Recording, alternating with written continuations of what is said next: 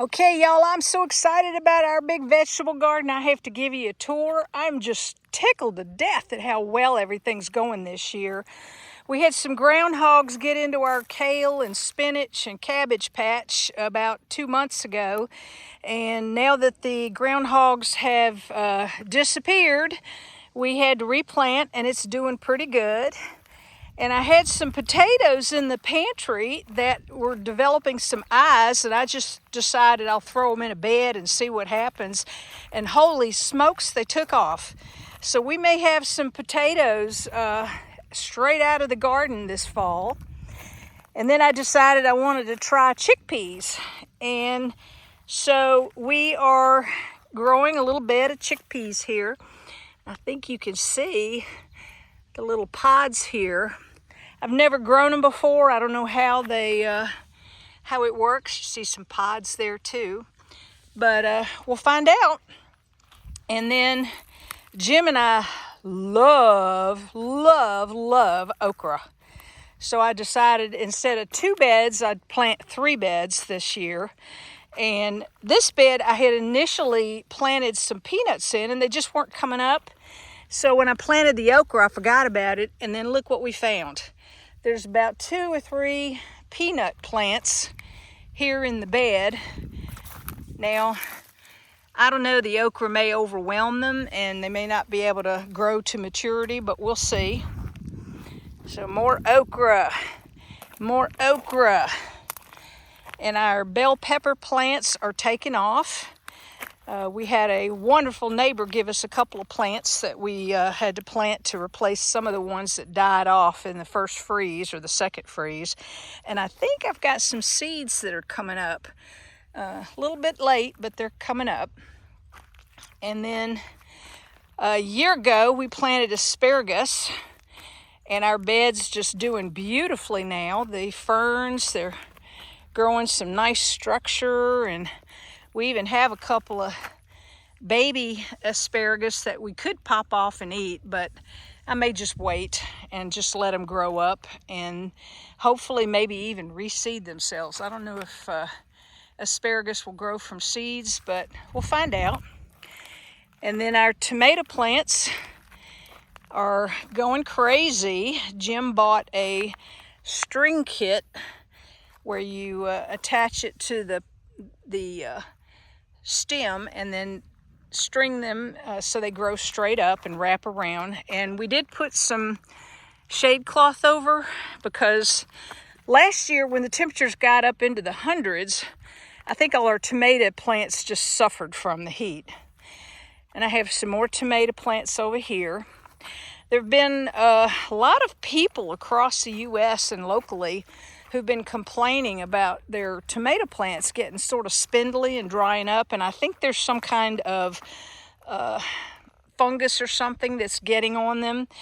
And so we've got some tomatoes going here. You see those little babies there. And then over here, pretty sure we have some babies coming up. So we may have some tomatoes, hopefully, by the 4th of July. And then I have got some cucumbers. Again, our first batch of cucumbers died from the cold. And I have a wonderful neighbor who was growing some cucumbers, and he gave me a couple of plants, bless his heart. And he grows them just big enough to make pickles. And my husband loves their garlic pickles. And here's our yellow squash. And you can see there is we got some babies coming up. They're not quite big enough to pick yet. I did pick some already. And then some more of our tomato plants. I'm hoping I'm going to be going crazy canning tomato paste and sauce and juice and everything this year. And then we have the zucchini. You see the zucchini babies coming up. And we got a whole bunch over here. I think there's 4 or 5 in that one plant. And then these are my beans. They're busy growing, and they love the sun, and we're hopeful that they'll all start growing up over the cattle panel, and I could just walk in the middle between them after we separate them all out and push them aside and get them growing up and around, and then that way I could just reach them all. Here's some more green beans. You know, if I'm really lucky, I may be able to produce or can maybe 100 or more pint jars of green beans this fall. We have more zucchini. So far, I've made 10 big roaster pans of zucchini bread, and also some zucchini lasagna. And here's some more beans. So like I said, we're going to have beans coming out of our ears this year. And this bed is supposed to be butternut squash, but I think I may have a hybrid growing or two. I've never seen them come up white like this. So let me see. See that? That's sort of strange. So we'll see if I have cantaloupes or these strange melons or maybe more squash. I got some babies growing here. And then this is supposed to be the bed of cantaloupe. So again, we're seeing lots of flowers, but no babies or fruits yet. So that may come a little bit later in the summer. And this is my early peas. I missed some picking today earlier. And these will probably be really good in a salad this afternoon with all my other stuff. And what's crazy is we have some volunteers coming up in some of the beds. Like right there's a tomato plant in the middle of my early pea bed. So since the peas are sort of susceptible to the heat and the sun, we do have them under the shade. We got some shade cloth over the cattle panels.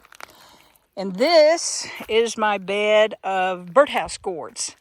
I am really, really excited about this. I am hoping that these gourds will grow, hopefully to even full size, because they would make absolutely delightful bases for my little fairy houses and doors that I make. And this is my loofah vine. So we've got loofah growing up. We had one of these last year, and I must have gotten at least 100 loofah fruit from it and turned it into sponges. And now I've got a laundry basket of loofah sponges in my art studio and haven't done a thing with them. So I'm getting real excited, really, really excited. We've got mulberry trees here that are growing from a seedling we pulled up from a farmer's field here in Gloucester. We have blueberry bushes. About half of these are 1 year old and the other half are 2 years old. And I got to get in there and do some weeding. And they had some berries on them, but I think the birds got them. And so I think what we're going to do is just devote them to growing this year.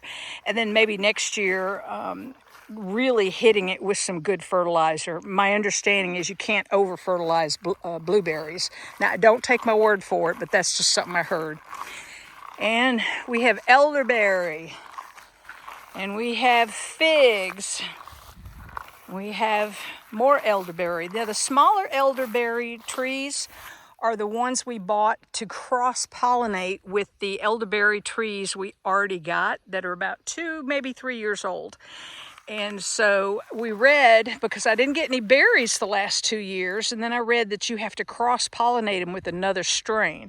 So that's what the smaller, the ones right here and here, they're for cross-pollinating. And this fig tree, we were absolutely sure it had died last year, and it popped right back up, so maybe this year it'll survive even better. Elderberry. And then over here, we've been coddling these plum trees. There's 4 or 5 in a row here. These small plum trees, actually I grew from the plum seed just from a grocery store purchase.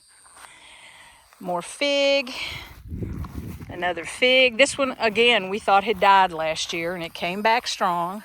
So it may take a year or two. And here's our peach tree. We got one limb laden with peaches, and I think the rain sort of made them split open. I think it's time to pick them. I'll pick them today. And then we have alternating apple and peach trees, although there's not any fruit on them this year. We think they're just, in that growth spurt. So we're working on it. And then over here, this is going to be our pride and joy, hopefully. Jim wanted some grapevines, so he bought some green and red or purple grapevines, and we planted them. I think 3 of them, maybe that one might be getting ready to die too. But they seem to be leafing out pretty well and doing good. And the last thing we have here in the big vegetable and fruit garden is our pear tree. Now, there's no pears on them this year, but again, we're going to be trying to get them to grow first, and then we'll work on the fruiting part. And outside the fence here, we have 1, 2, 3 pear trees. We figured out this one's a Bradford pear, so I think somebody got duped when they bought it at the garden center. But these 2 actually have fruit on them, and we might be able to pluck them when they get ripe at the end of the summer. And so that's our tour of the garden. We're so excited how wonderful it's growing.